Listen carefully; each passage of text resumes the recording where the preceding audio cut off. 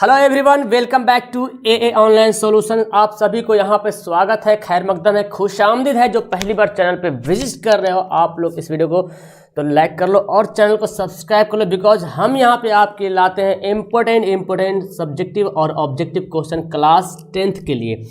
आज इस वीडियो में हम लोग पढ़ेंगे उर्दू, क्लास 10 का उर्दू, जिसमें दरख्शां और रोशनी दोनों उर्दू का यहाँ पे टोटल 150 मुख्तसर सवालात होंगे, जिसमें 2 मार्क्स वाले जो सवाल पूछे जाते हैं मैंने टोटल सवालात का जवाबात यहाँ पे मैंने लिख दिया है और आपको एक एक करके पढ़ना है। तो आप आपको मैं बोलूं कि इसमें से बहुत सारा सवाल टैली करेगा, बिकॉज 100% टैली करेगा, ये मेरा दावा है। आप पिछले साल का जितना भी क्वेश्चन उठा के देख लो, आपको 20 में से 10 ही क्वेश्चन बनाना है, 15 में से 10 ही क्वेश्चन बनाना है। बहुत सारा क्वेश्चन लगभग सब के सब टैली करेगा।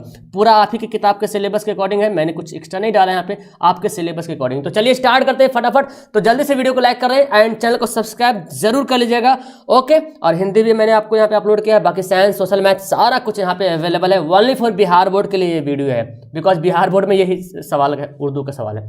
सवाल सबसे पहले क्या है, शबनम कमाली कब पैदा हुए? तो ये देखिए, आपको मैं बता दूं, एक इंपॉर्टेंट बात बताता हूं। यही सवाल आपको मिलेगा ऑब्जेक्टिव में, यही सवाल आपको मिलेगा ऑब्जेक्टिव में, जहां पे 4 पीस ऑप्शन रहेगा, 1 2 3 4 या ABCD रहेगा। उसमें चारों अलग अलग डेट रहेगा, किसी एक को अगर आप रंग दोगे तो 1 नंबर मिलेगा। लेकिन वही बात यहाँ पे लिखा रहेगा 2 नंबर वाला सवाल में कि शबनम कमाली कब पैदा हुए, तो लिखना है पूरा शबनम कमाली 22 जुलाई 1938 में पैदा हुए, पूरा लिखिएगा, तब मिलेगा 2 मार्क्स। और अगर कोई एडवांस बनिएगा, खाली डायरेक्ट लिख दीजिएगा कि 1938 22 जुलाई 1938, तो आपको 2 नंबर नहीं मिलेगा, 1 नंबर मिलेगा। नंबर मिलेगा पूरा लिखने पर, ओके। तो इसी तरह से मैंने सारा सवाल को लिख डाला है। चलिए फटाफट पढ़ते हैं। शबनम कमाली कब पैदा हुए? 22 जुलाई 1938 को शबनम कमाली पैदा हुए। चलिए, शबनम कमाली कहाँ पैदा हुए? तो शबनम कमाली सीतामढ़ी जिला के पोखरेरा गांव में पैदा हुए।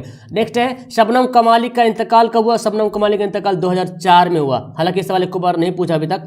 कायनात की तख्लीक किसने की है? कायनात की तख्लीक अल्लाह ताला ने की है। नेक्स्ट पढ़ते हैं, इंसान की मुश्किलों को कौन हल करता है? तो आंसर होगा, इंसान की मुश्किलों को अल्लाह ताला हल करता है। शबनम कमाली का असल नाम क्या है? शबनम कमाली का असल नाम मुस्तफ़ा रजा है। बहुत इंपॉर्टेंट सवाल बनता है, बहुत बार पूछा है। सुहैल अजीम आबादी कब और कहाँ पैदा हुए? तो सुहैल अजीम आबादी 1911 में पटना में पैदा हुए। ओके डियर, आपको कितना सवाल इनमें से याद है नीचे कमेंट कीजिएगा, आप लोग फटाफट यहाँ पे आंसर दीजिए। सुहैल अजीम आबादी के बचपन का नाम क्या था? तो सुहैल अजीम आबादी के बचपन का नाम मुजीबुर रहमान था। क्या था? मुजीबुर रहमान। आगे है, सुहैल अजीम आबादी के अफसानों के पहले मजमुआ का नाम क्या था और वो किस साल शाये हुआ, मतलब किस साल प्रकाशित हुआ? सुहैल अजीम आबादी के अफसानों के पहले मजमुआ का नाम 4 चेहरे है। तो सवाल आता है ऑब्जेक्टिव में कि 4 चेहरे किसका मजमुआ है, किसके अफसाने का मजमुआ है? तो याद कीजिएगा सुहैल अजीम आबादी का, और वह तकरीबन 1934 में शाये हुआ। चलिए आगे बढ़ते हैं। सुहैल अजीम आबादी की इब्तिदाई तालीम किस मदरसे से हासिल हुई, है ना? सुहैल अजीम आबादी की इब्तिदाई तालीम किस मदरसे से हासिल हुई? तो मदरसा यहाँ पे 2-3 ठो आपको ऐसा सवाल देखने को मिलेगा जो मदरसा वाला आता है, ठीक है ना? तो सुहैल अजीम आबादी किस मदरसे से तालीम हासिल की? तो देखिए आंसर क्या होगा, सुहैल अजीम आबादी जो है भदोली गाँव के मदरसे से, कौन गाँव? भदोली गाँव के मदरसे से तालीम हासिल की। ओके, क्या इसका आंसर होगा? ऑप्शन, हाँ, भदोली गांव से इसका तालीम हासिल की। ओके, चलिए आगे बढ़ते हैं। डॉक्टर मोहम्मद मोहसिन की पैदाइश किस शहर में हुई? तो डॉक्टर मोहम्मद मोहसिन की पैदाइश जो है पटना शहर में हुई। शहर आप जोड़ सकते हैं, पटना में हुई, दोनों चलेगा। डॉक्टर मोहम्मद मोहसिन की तारीखी पैदाइश क्या है? तो डॉक्टर मोहम्मद मोहसिन की तारीखी पैदाइश 10 जुलाई 1910 है। नेक्स्ट पढ़ते हैं, जेर निसाब अफसानों में डॉक्टर मोहम्मद मोहसिन का कौन सा अफसाना है? यानी कि आपकी किताब में जो सिलेबस में जो अफसाना है डॉक्टर मोहम्मद मोहसिन का दिया, उसका नाम क्या है? तो जेर निसाब अफसानों में डॉक्टर मोहम्मद मोहसिन का अफसाना फरार है। ओके, याद कर लीजिएगा, फरार है। आगे बढ़ते हैं जी। नेक्स्ट है, डॉक्टर मोहम्मद मोहसिन के वालिद का नाम क्या था जी? तो डॉक्टर मोहम्मद मोहसिन के वालिद का नाम सैयद मोहम्मद रशीद था। क्या था? सैयद मोहम्मद रशीद था। ओके, चलिए आप देखिए आगे, आपको कहाँ तक सवाल दिख रहा है? देखिए सवाल क्या बोलता है, डॉक्टर मोहम्मद मोहसिन किस मौजू पर महारत रखते थे? डॉक्टर मोहम्मद मोहसिन नफ्सियात के मौजू पर महारत रखते थे। नफ्सियात पर डॉक्टर मोहम्मद मोहसिन जो है नफ्सियात के मौजू पर महारत रखते थे। आगे है, कमर जहां की पैदाइश कब हुई? तो कमर जहां की पैदाइश 1951-52 में हुई थी। मतलब डेट ऐसे ऑप्शन देखिएगा, 51-52 जो रहेगा टिकट कीजिएगा, दोनों में से कोई एक ही ऑप्शन मिलेगा, ठीक है। कमर जहां के वालिद का क्या नाम था? तो कमर जहां के वालिद का नाम सैयद अताउल हक था। कमर जहां की पैदाइशी ताल्लुक सूबा बिहार के किस जिले से है? कमर जहां का पैदाइशी ताल्लुक सूबा बिहार के समस्तीपुर जिले से हैं। ओके, आगे कमर जहां का कौन सा अफसाना आपके निसाब में शामिल है? तो कमर जहां का अफसाना कटी हुई शाख हमारे निसाब में शामिल। क्योंकि यहाँ पर आपके बोला तो आपके यहाँ पे क्या करेंगे, हमारे यूज करेंगे। ये सेंटेंस अच्छा, जुमला अच्छा बनेगा।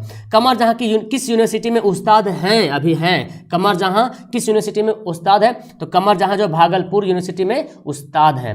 ओके, निगार अजीम का असल नाम क्या है? तो निगार अजीम का असल नाम मलका मेहर निगार। निगार अजीम ने किस किस मौजू में एमए किया है? तो निगार अजीम ने उर्दू के साथ साथ ड्राइंग और पेंटिंग में भी एमए किया है।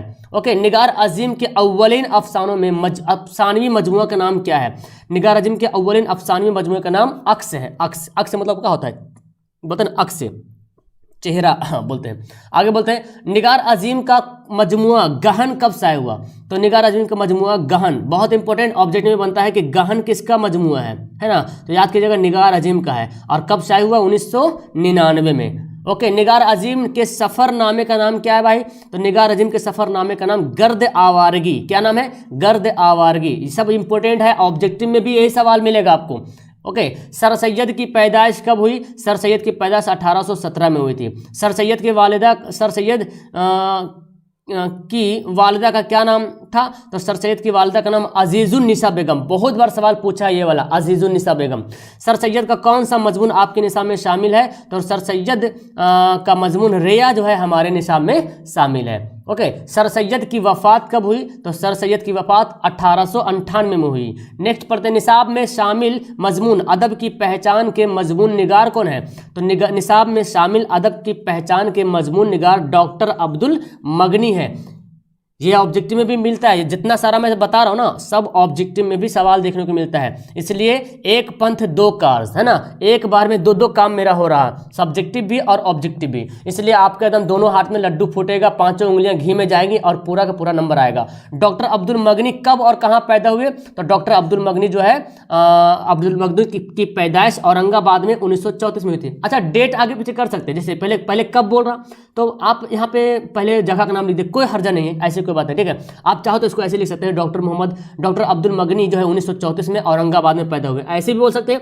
या ऐसे भी लिख सकते हैं डॉक्टर अब्दुल मगनी की पैदाइश। अब जब औरंगाबाद पहले लिखिएगा तो आपको शुरू में पैदाइश लिखना पड़ेगा। ठीक है, डॉक्टर अब्दुल मगनी की पैदाइश औरंगाबाद में 1934 में हुई, या डॉक्टर अब्दुल मगनी 1934 में औरंगाबाद में पैदा हुए, ऐसे भी बोल सकते हैं, कोई हर्जा नहीं, आपका नंबर इसमें नहीं कटेगा।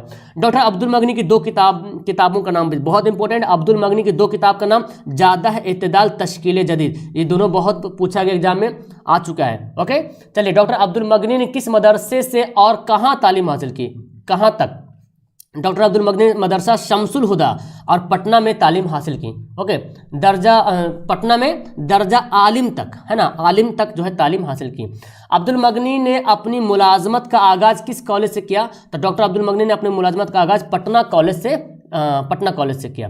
ओके, नेक्स्ट बोलता है भीमराव अंबेडकर की पैदाइश कब और कहाँ हुई थी? ये सवाल बहुत इंपॉर्टेंट, हिंदी के लिहाज से भी उर्दू के लिहाज से भी। भीमराव अंबेडकर की पैदाइश 1891 में क्या है, कोमियो सेंट्रल इंडिया में हुई थी। ओके, या तो महाराष्ट्र भी बोल सकते हैं। खैर यहाँ पे दिया होता, भीमराव अंबेडकर के वालिदैन के नाम बताइए, मतलब माता पिता दोनों का नाम बताना है। भीमराव अंबेडकर के वालिद का नाम रामजी मालूजी सुखपाल और वालिदा का नाम भीमबाई। ओके, भीमराव के वालिद फौज में किस ओहदे से सुबकदोश हुए थे? किस ओहदे से सुबकदोश हुए थे? देखिए, भीमराव अंबेडकर के वालिद जिस वक्त फौज के ओहदे से सुबकदोश हुए थे, उस वक्त वो जो है दूसरे ग्रेड में सूबेदार मेजर के ओहदे पर फायज थे। किसमें? दूसरे ग्रेड में सूबेदार मेजर के रूप में ओहदे पर फायज थे। ओके, भीमराव की शादी किस उम्र में और किससे हुई? तो भीमराव की शादी 14 साल की उम्र में 9 साल की लड़की रामाबाई से हुई थी। बीए करने के लिए भीमराव ने किस कॉलेज में दाखिला लिया? तो बीए करने के लिए भीमराव ने एल्फिंस्टन कॉलेज में दाखिला लिया। आगे, बुद्ध मजहब में निर्वाण का क्या तस्वुर है? तस्वुर मतलब क्या अर्थ है? तो बुद्ध मजहब में निर्वाण का तस्वुर इरफान हासिल करना, मतलब समझ रहे हैं, जैसे कि अल्लाह की बारगाह, जैसे बोलते हैं अल्लाह की राह में एकदम पूरा एकदम मस्त हो गया, एकदम उसी में खो गया, दिन रात अल्लाह अल्लाह करते हैं, मतलब अल्लाह का नेक बंदा हो जाना, समझो। तो बुद्ध मजहब में भी निर्वाण का मतलब हुआ कि इरफान हासिल करना, मतलब अल्लाह की क्या बोलते हैं, उसकी कुदरत हासिल कर लेना, है ना, मतलब अल्लाह की, सिर्फ अल्लाह की ही, मतलब पूरे सब कुछ जी जान लगा के दिन भर रात भर सब वही करते रहना, उसको बोलते हैं निर्वाण, मतलब उसकी दुनिया से कोई मतलब नहीं है। ओके, उसको बुद्ध मजहब में निर्वाण कहते हैं, हम लोग उर्दू में क्या बोलते हैं, इरफान हासिल करना, है ना।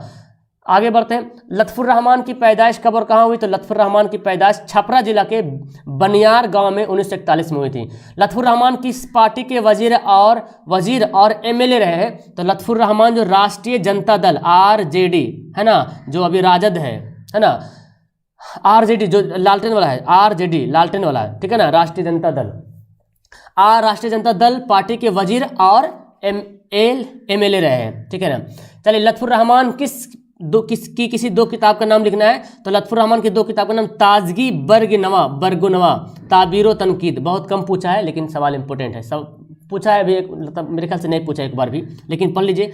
आगा हसर के किसी एक ड्रामा का नाम लिखिए। तो आगा हसर के किसी एक ड्रामा का नाम रुस्तमो सोहराब है। क्या है? रुस्तमो सोहराब। नेक्स्ट पढ़ते हैं, ड्रामा की तकमील का लाजमी आंसर क्या है? तो ड्रामा की तकमील का लाजमी आंसर स्टेज है। बहुत बार ऑब्जेक्टिव सवाल में पूछा गया। Okay dear.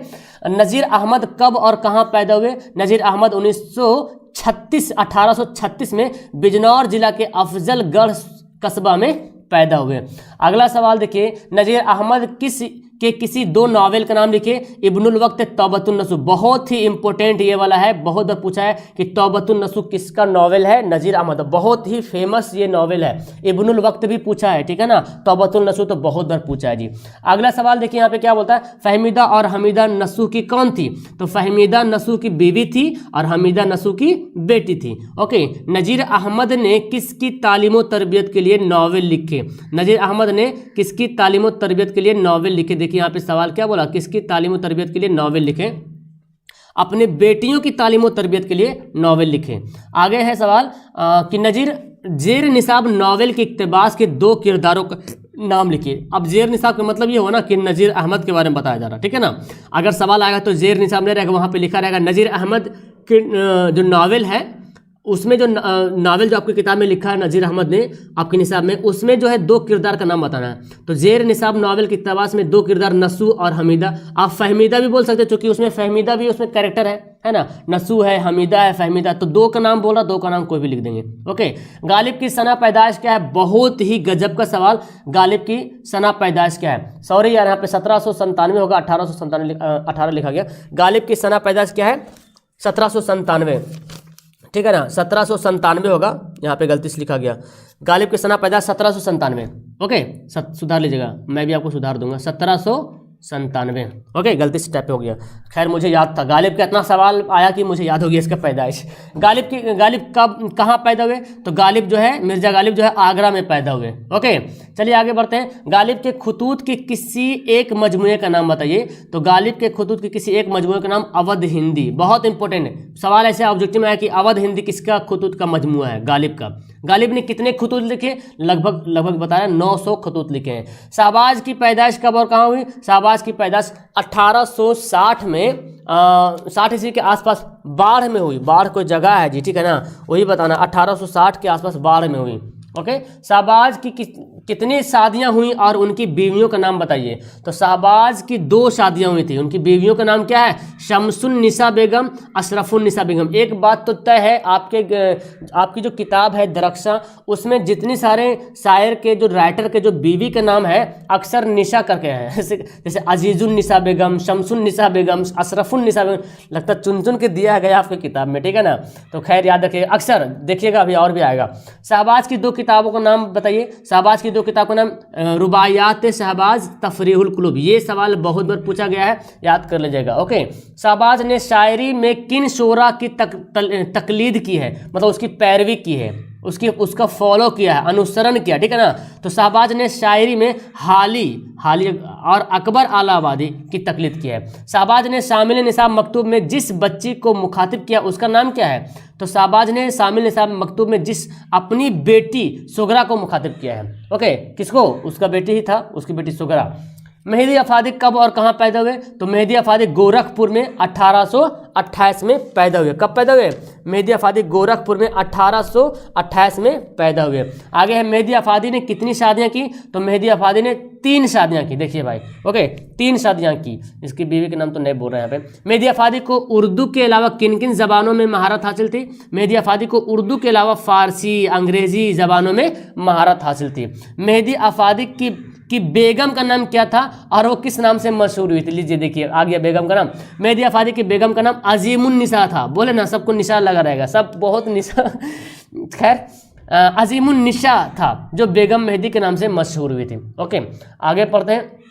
मेहदी अफादी का असल नाम क्या है भाई? तो मेहदी अफादी का असल नाम मेहदी हसन है। ओके इंटरव्यू लेने वाले का नाम क्या है? इंटरव्यू लेने वाले का नाम असमद चुगताई है। ओके नेक्स्ट पढ़ते किसका इंटरव्यू लिया गया था? तो आपको पता राजेंद्र सिंह बेदी जो था, राजेंद्र सिंह बेदी का इंटरव्यू लिया गया था। आप बेदी लिख सकते हैं। राजेंद्र सिंह अच्छा 2 बार लिखा गया। राजेंद्र सिंह बेदी किस शहर में पैदा हुए? बताइए, बहुत अच्छा सवाल है।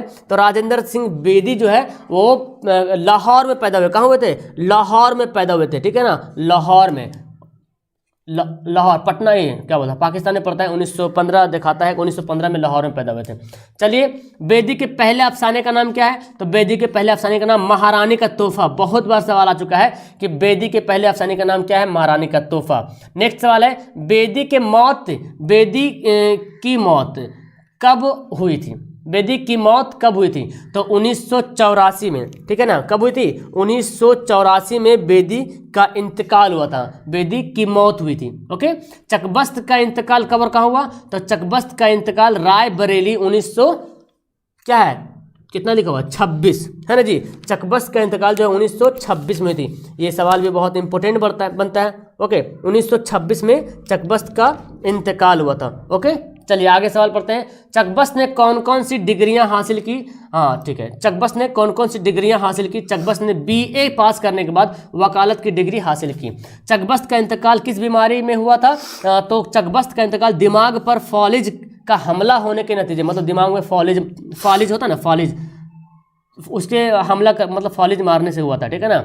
आगे बढ़, चकबस्त की कौन सी नज़म हमारे निसाब में शामिल है? चकबस्त की नज़म मुनाज़िर कुदरत हमारे निसाब में शामिल है जी। ओके चकबस्त का पूरा नाम, तो आप लोग यार इस वीडियो तो मैं बोलेंगे कम से कम, देखो आप अगर दूसरी वीडियो चाहते हो तो इस उर्दू वाली वीडियो को 1000 लाइक पर करोगे तब मैं दूसरी वीडियो लाऊंगा मॉडल सेट उर्दू का, ठीक है। तो आप लोग प्लीज़ वीडियो को लाइक करो, कम से कम 1000 लाइक पार होना चाहिए, तब जाके हम दूसरी वीडियो लाएंगे। इसके बाद दूसरी वीडियो आएगा जब 1000 लाइक पार होगा। तो सभी लोग अपने दोस्तों को शेयर करेंगे और खुद से लाइक करोगे तो ऑटोमेटिक बंदे के पास जाएगा और वो भी लाइक करेंगे, ठीक है ना। तो जरूर आप लोग लाइक करें, वीडियो को प्यार दिखाइए, बिकॉज यार मैं तो बहुत मेहनत कर रहा हूँ आप लोग के लिए, थोड़ा सा आप यहाँ पे प्यार दिखाइए अपना।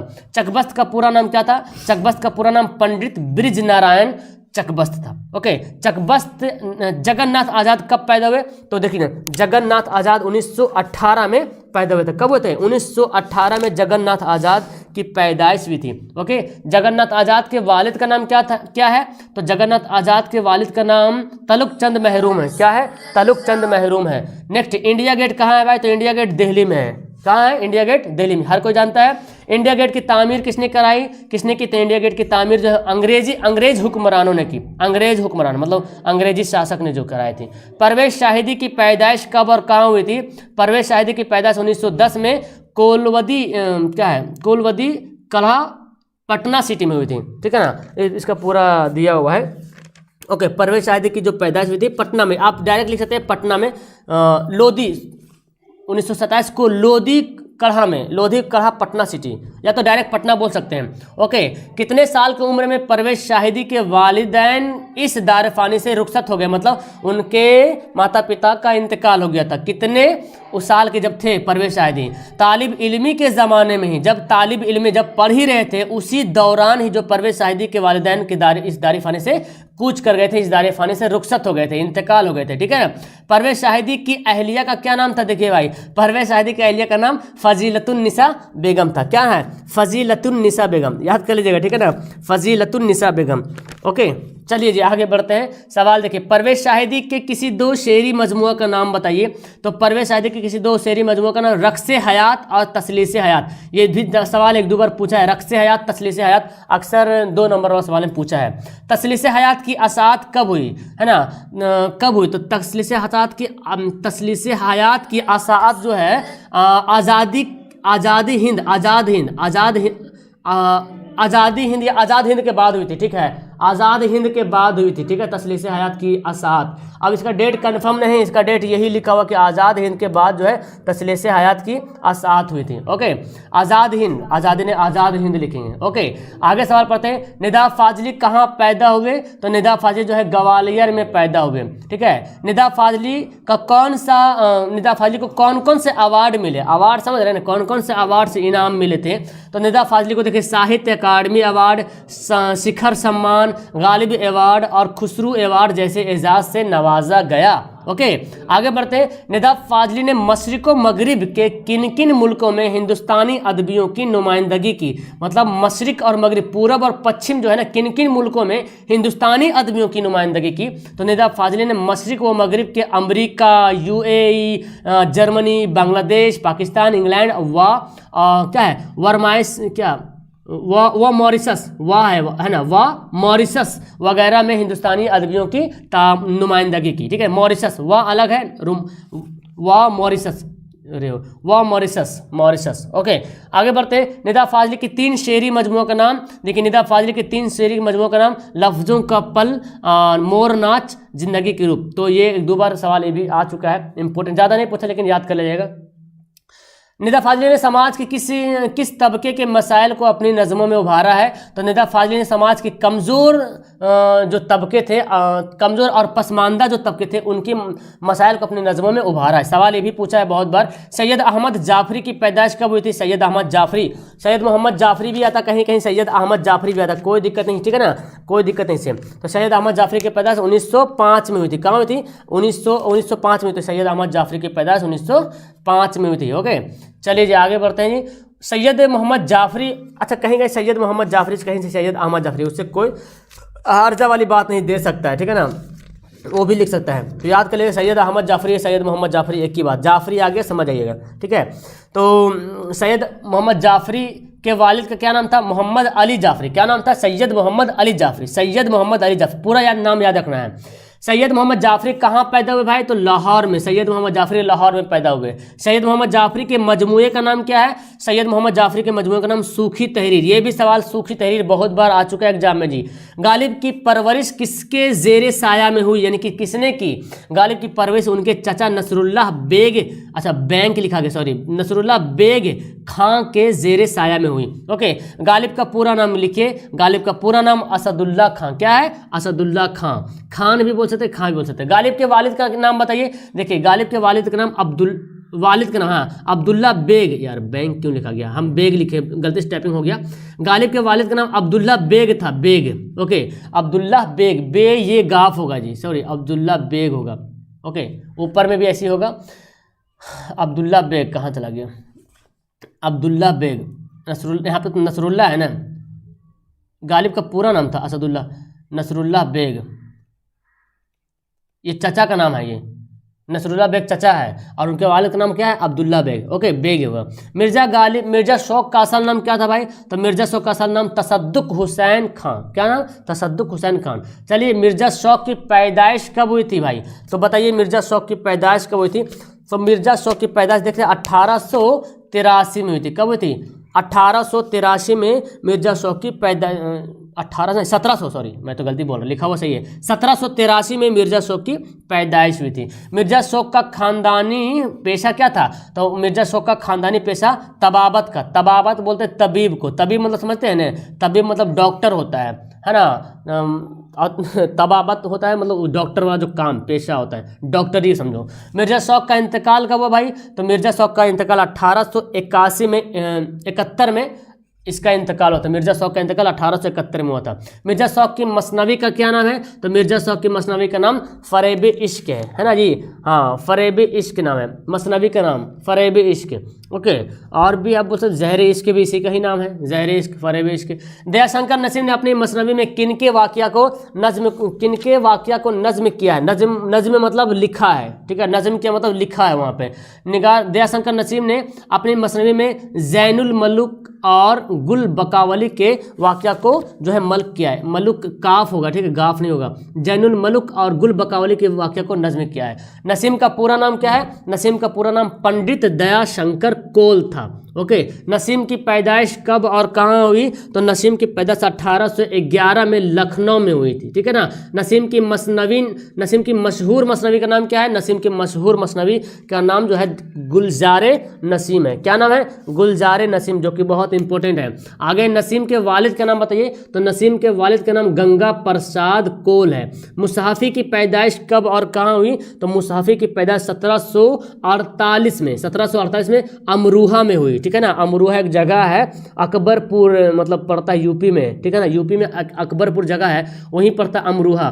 तो मुसाफी की पैदाइश 1748 में अमरोहा में हुई। आप चाहे लिख सकते हैं यूपी के अकबरपुर शहर, अकबरपुर जिले के अमरोहा कस्बा में हुई, ऐसे ही बोल सकते हैं आप। ओके, मुसाफी के ज़ेर निसाब मसनवी का उन्वान क्या है? मुसाफी के ज़ेर निसाब मसनवी का उन्वान जो है आगाज़ दास्तान है। क्या है? आगाज़ दास्तान। तो हमारा आंसर हो गया आगाज़ दास्तान। चलिए आगे बढ़ते हैं। मुबारक अजीम आबादी, इससे भी सवाल बहुत और बनता है भाई। गज़ल लिखने वाले हैं ये आपकी किताब में। मुबारक अजीम आबादी की कहाँ पैदा हुए? तो मुबारक अजीम आबादी ताजपुर जिला दरभंगा में पैदा हुए। ओके, चलिए मुबारक अजीम आबादी का साल पैदाइश क्या है? कब पैदा हुए? मुबारक अजीम आबादी का साल पैदाइश 1869 है, 69 है, ठीक है ना। 1869, ये 6 लिखा हुआ। ओके, उर्दू समझ रहे हैं ना आपने। मुबारक अजीम आबादी का इंतकाल कब हुआ भाई? तो मुबारक अजीम आबादी का इंतकाल 1958 में हुआ था। कब हुआ था? 1958 में, ठीक है ना। 1958 में मुबारक अजीम आबादी का इंतकाल हुआ है जी, ठीक है। आगे बढ़ते हैं। मुबारक अजीम के वालिद का क्या नाम था? मुबारक अजीम के वालिद का क्या नाम था? मुबारक अजीम के वालिद का नाम फिदा हुसैन वामिक। क्या नाम था? फिदा हुसैन वामिक। उर्दू शायरी में मुबारक अजीम आबादी के उस्ताद कौन थे? तो उर्दू शायरी में मुबारक अजीम आबादी के उस्ताद दाग दहलवी। कौन थे? दाग दहलवी, बहुत इंपॉर्टेंट। आगे बढ़ते हैं डियर। फारसी शायरी में मुबारक अजीम आबादी के उस्ताद कौन थे? तो फारसी शायरी में मुबारक अजीम आबादी के उस्ताद अब्दुल हमीद परेशान थे। फारसी समझो परेशानी कर दिया उसको। अच्छा देखो, दोनों उर्दू शायरी में बोला जाएगा कि मुबारक अजीम आबादी के उस्ताद कौन थे? तो दाग दहलवी। और फारसी शायरी में बोलेगा तो अब्दुल हमीद परेशान, है ना। याद कर लो, फारसी में परेशान, ऐसे याद कर लो, याद रहेगा। मुबारक अजीम आबादी के शेरी मजमुआ का नाम क्या है? मुबारक अजीम आबादी के शेरी मजमुए का नाम जलवाए दाग है। क्या है? जलवाए दाग। बहुत अच्छा सवाल यहाँ पे बन रहा है आपके सामने। मुबारक अजीम आबादी का शेरी मजमुआ कब शाये हुआ? तो 1951 में शेरी मजमुआ उनका जो है शाये हुआ है। हुकूमत हिंद ने मुबारक अजीम आबादी की अदबी कारगुजारियों का एतराफ़ कब किया? तो हुकूमत हिंद ने मुबारक अजीम आबादी की अदबी कारगुजारियों का एतराफ़ मतलब स्वीकार 1954 में किया। याद रहेगा, 1954 में हुकूमत ने उसको अदबी कारगुजारियों के जो है एतराफ़ किया, उसको एक्सेप्ट किया। हुकूमत हिंद ने मुबारक अजीम आबादी की अदबी कारगुजारियों का एतराफ़ करते हुए कितना वजीफ़ा मुकर्रर किया? समझ रहे ना, कितना वजीफ़ा मुकर्रर किया? तो हुकूमत हिंद ने मुबारक अजीम आबादी की अदबी कारगुजारियों का एतराफ़ करते हुए 100 रुपया माहवार वजीफ़ा मुकर्रर किया, मतलब हर महीना 100 रुपया वजीफ़ा दिया जाएगा। स्कॉलरशिप समझो, वजीफ़ा मतलब स्कॉलरशिप होता है। अहमद फराज की पैदाइश कब हुई? तो अहमद फराज की पैदाइश 1933 में पेशावर में हुई थी। कब और कहाँ हुई थी? पेशावर, जो कि पाकिस्तान में पड़ता है जी। अहमद फराज किस यूनिवर्सिटी में लेक्चरर हुए? तो अहमद फराज जो है पेशावर यूनिवर्सिटी में लेक्चरर हुए, वहीं पैदा हुए, उसी पेशावर में ही पैदा हुए, पेशावर यूनिवर्सिटी में लेक्चरर हुए हैं। आगे बढ़ते हैं। अहमद फराज किस यूनिवर्सिटी के मैनेजिंग डायरेक्टर हुए? तो Ahmad Faraz National Book Foundation Pakistan के मैनेजिंग डायरेक्टर हुए। ओके, अहमद फराज की शायरी के कितने मजमूए शाये हो चुके हैं? तो अहमद फराज की शायरी के 12 मजमूए जो है शाये हो चुके। कितने? 12 मजमूए। गज़ल अरबी के किस सनफ से माखूज है? ये बहुत इंपॉर्टेंट। गज़ल अरबी के कसीदा सनफ से माखूज, बहुत बार सवाल आया है। आपके मन में सवाल नहीं आना चाहिए कि सर ये सवाल पता नहीं आएगा कि नहीं आएगा। भाई साहब, मैंने आप ही की किताब का सारा सवाल यहाँ पे छाप रखा है, ठीक है ना। तो आपकी किताब से बाहर तो सवाल आ ही नहीं सकता है। आप प्रीवियस ईयर क्वेश्चन उठा के देख लो, है ना। मैंने बहुत सारा बनाया है। या तो आप ऑब्जेक्टिव उर्दू का कोई भी ऑब्जेक्टिव सवाल निकाल दो, इसमें से लगभग सवाल टैली करेगा 100%। जिस गज़ल में रदीफ ना हो उसे गज़ल को क्या कहते हैं? जिस गज़ल में रदीफ ना हो उसे गज़ल को गैर मुरद्दिफ गज़ल कहते हैं। ये भी ऑब्जेक्टिव में सवाल बनता है, 2 नंबर में सवाल बन गया। दक्कन के किस शायर के जरिए उर्दू गज़ल शुमाल तक पहुंची? तो दक्कन के अच्छा किस में लिखे पहले से? दक्कन के शायर वालिद दक्कनी के जरिए उर्दू गज़ल में शुमाल तक पहुंची। शुमाल समझ रहे हैं? जुनूब, शुमाल, गुरूब, मशरिक। तो दक्कन जगह है। दक्कन के शायर जो है वली दक्कनी, क्या नाम है? वली दक्कनी। गजल के आखिरी शेर को क्या कहते हैं? ये तो पूछो ही मत, इतना वायरल प्रश्न है, क्वेश्चन है। गजल के आखिरी शेर को मक्ता कहते हैं और गजल के पहले शेर को मतला कहते हैं, ठीक है ना। गजल के पहले शेर को क्या कहते हैं? मतला। हसन नईम की पैदाइश कब और कहाँ हुई थी? ये भी बहुत इंपॉर्टेंट सवाल बन जाता है। पैदाइश तो खैर हर लिहाज से इंपॉर्टेंट बनता ही बनता है, क्योंकि इस पैदाइश से सवाल आता ही आता है। 1924 में हसन नईम की पैदाइश 1924 में पटना में हुई थी। हसन नईम का इंतकाल कब और कहाँ हुआ? तो हसन नईम का इंतकाल जो 1991 में, कब हुआ था? 1991 में मुंबई में हुआ था। ओके, हसन नईम किस मुलाजमत से मुस्तफ़ी हुए थे? मतलब कौन सा मुलाजमत उसको मिला था, कौन सा मुलाजमत उसको प्राप्त हुआ था? मुस्तफ़ी मतलब वही हो गया, मुस्तफ़ी। हसन नईम जो है वजारत खारजा, जिसको बोलते हैं विदेश मंत्री, बोलते हैं ना विदेश मंत्री, हाँ विदेश मंत्री, वजारत खारजा की मुलाजमत से मुस्तफ़ी हुए थे। ओके, आगे है वजारत, मतलब जैसे देखो वित्त मंत्रालय हो जाएगा, वित्त मंत्री, वजीर खारजा को वित्त मंत्रालय, मतलब वित्त मंत्रालय समझ रहे हैं। जैसे वित्त मंत्री अभी हमारे देश का जो भी है, ठीक है ना, या तो गृह मंत्री है, तो गृह मंत्री के अंदर बहुत सारा उसका मंत्रालय, बहुत सारा उसको काम करने वाला होता है, ठीक है ना। मंत्री जो एक हेड होता है, उसके अंदर बहुत सारे उसके अंदर चेला चपाटे काम करने वाला होता है। तो इसी तरह से विदेश मंत्री के अंदर विदेश मंत्रालय होता है, जो कि विदेश मंत्री का पूरा लेखा जोखा जो पूरा सारा काम करता है। तो उसी में ये मुलाजमत से मुस्तफ़ी हुए थे हसन नईम।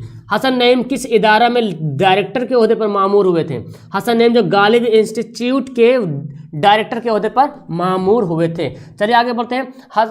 परवीन शाकिर कब और कहाँ पैदा हुए? तो परवीन शाकिर जो है 24 नवंबर 1952 में, किताबों में आता है 24 नवंबर 1952 में जो है कराची पाकिस्तान में पैदा हुए। कहाँ? कराची पाकिस्तान में, कराची जगह है। परवीन शाकिर के असलाफ का वतन कहाँ है? परवीन शाकिर के असलाफ का वतन जो हिंदुस्तान के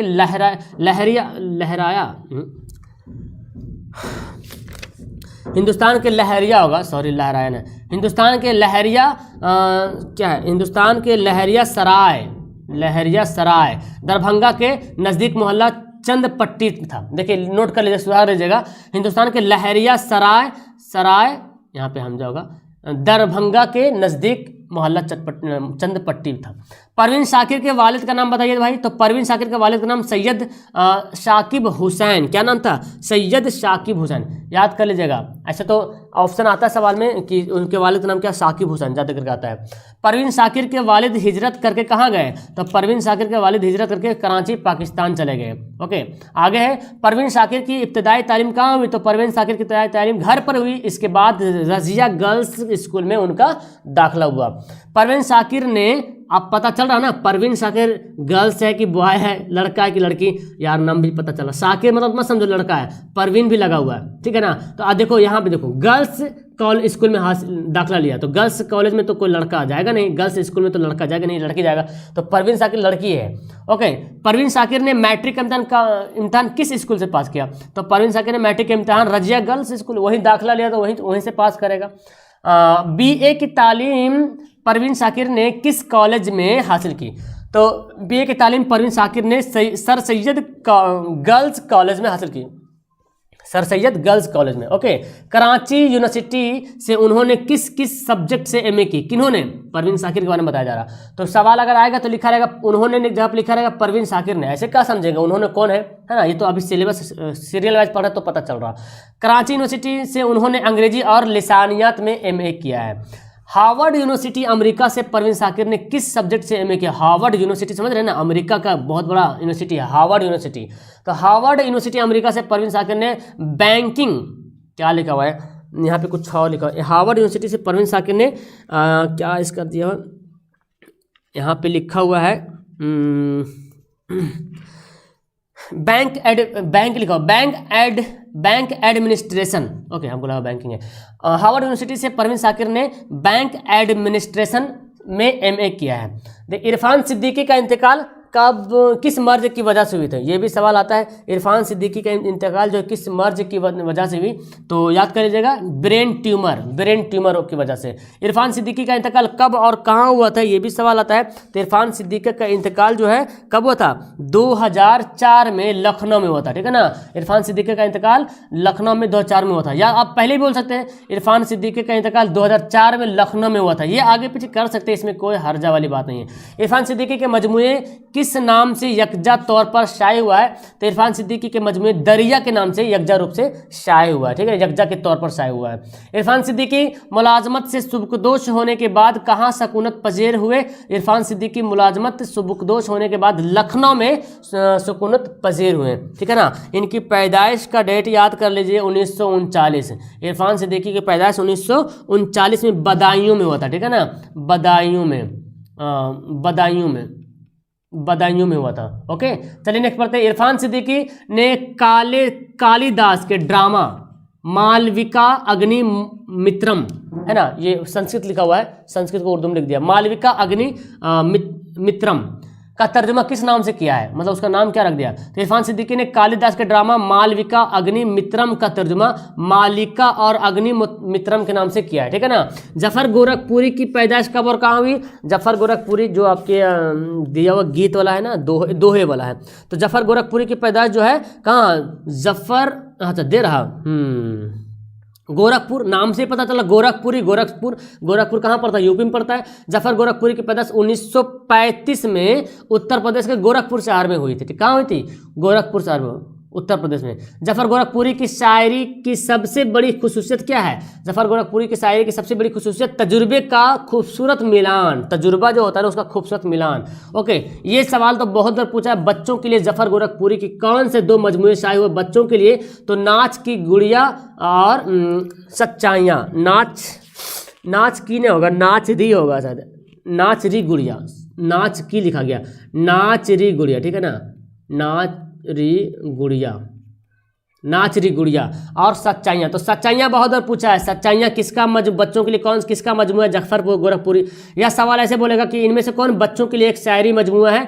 तो सच्चाइयाँ, परछाइयाँ, रूहानियाँ, इस तरह से दे देगा ऑप्शन में।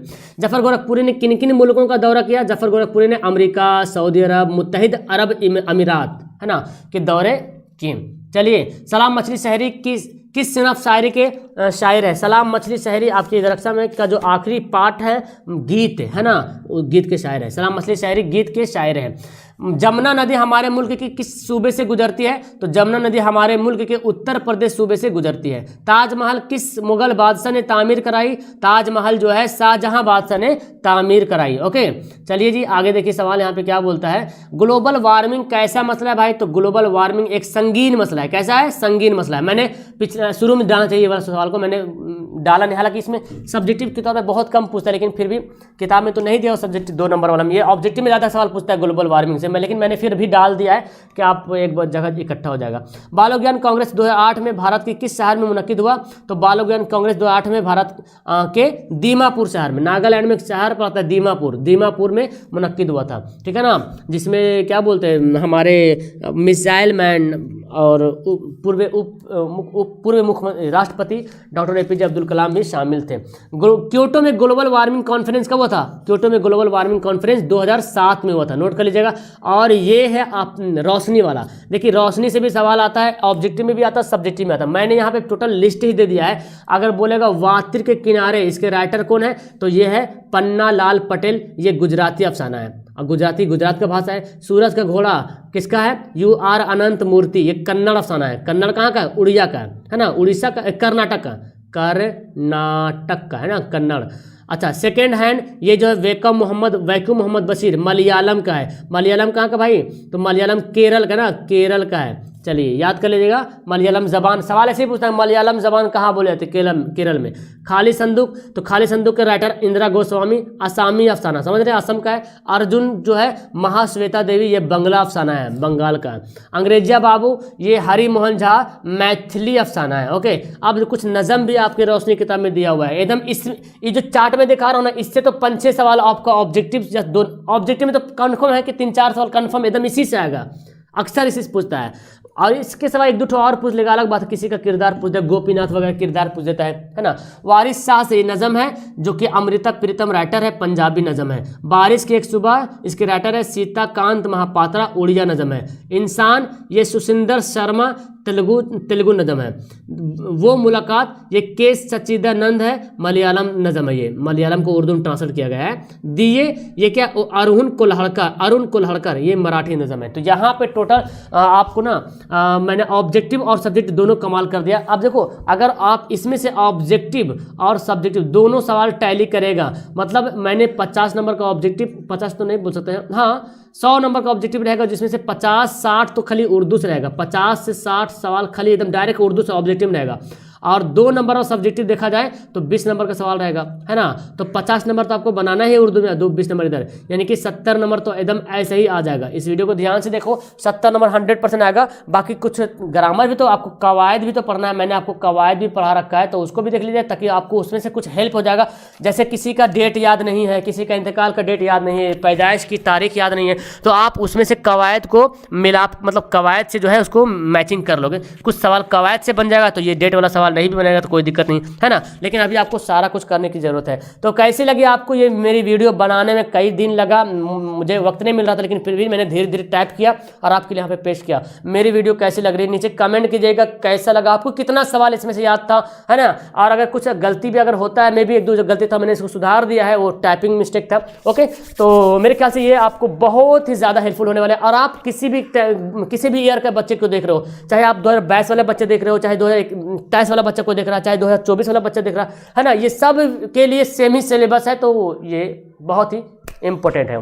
ठीक है, तो वीडियो का फिलहाल लास्ट करते हैं। पहली बार चैनल पे अगर आ रहे हो तो चैनल को सब्सक्राइब करना मत भूलिएगा, अपने दोस्तों को शेयर कीजिए, यही आपका समझो मेरे लिए फी बनेगा। जैसे मैं आपको फी तो नहीं ले रहा हूँ यहाँ पे, लेकिन आप लाइक करो, शेयर करो, यही बस इतने ही करिए। हम इतने ही में आपसे बहुत ही ज़्यादा खुश हैं। आप अच्छे तरीके से पढ़िए, इतने में बहुत ज़्यादा खुश है। Okay, that's all, thank you everyone, मिलते हैं नेक्स्ट वीडियो में। खुदा हाफिज़, बाय।